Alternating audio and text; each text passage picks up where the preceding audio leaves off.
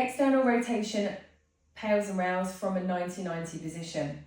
So as you can see, both of my legs are in a 90-degree angle. So my knees are in a 90-degree angle. Now, we're working the front legs. This is our externally rotated position. If you find that your range isn't that great and your knee is quite high, you can wedge a couple of rolled up towels underneath. So it's a lot more comfortable. And then I'm going to turn round towards the front leg.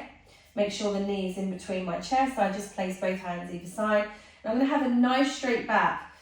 And I'm going to aim my chest forward as if I'm trying to get my chest over that knee. So I'm just going to bring myself closer into end range position. So how far that is for you will vary depending on what your current range of external rotation is. So as I'm going to bend forward and hip hinge forward, you should feel a good stretch on the underside of your front leg, right into that glute muscle. Once you found that nice end range deep stretch, you're going to hold this stretch for 2 minutes. Relax the breathing. Make sure it's no less than a 2-minute stretch. Okay, so just relax into the stretch, nice relaxed breathing for 2 minutes. Now, after your 2-minute stretch, we're going to start our Pails and Rails contractions, our isometrics. The Pails is where we are driving our foot down into the floor, okay? And then our Rails effort is where we're trying to lift our foot up off the floor.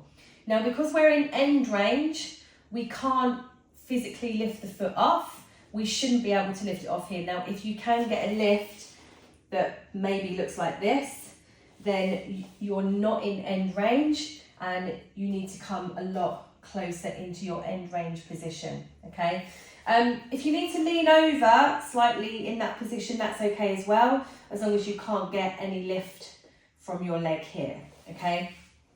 So, when we start our Pails effort, we're going to drive our foot down into the floor, about a 20% effort. We're going to keep that hip hinge of the hip, so I'm feeling that good stretch at the same time. I'm going to make it harder at 40%, driving that down. 60%, I'm going to take a big deep breath in.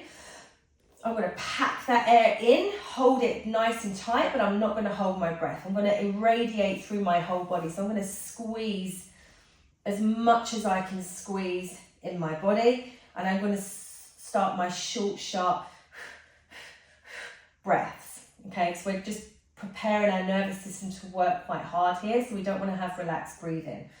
So I've got a full body irradiation. I'm going to go harder at 80%. And then max effort, I'm going to drive that foot down into the floor as hard as I can. I'm going to hold that effort for about 4 to 5 seconds. And then as soon as the 4 or 5 seconds is done, I'm going to go straight into my Rails lift, 100%, max effort, trying to lift that foot off the floor as hard as I can. I'm still keeping that full body irradiation, still keeping those short, sharp chest breaths. And then as soon as the 4 or 5 seconds is done, I'm going to just relax the breathing, come a little bit deeper into that stretch, still keep that hip hinge position, and I'm going to hold that for about 20 seconds, 30 seconds, relax. And then I'm going to lock that in with a hip car, just to lock that new range of motion in on that side. So that's your hip Pails and Rails for external rotation.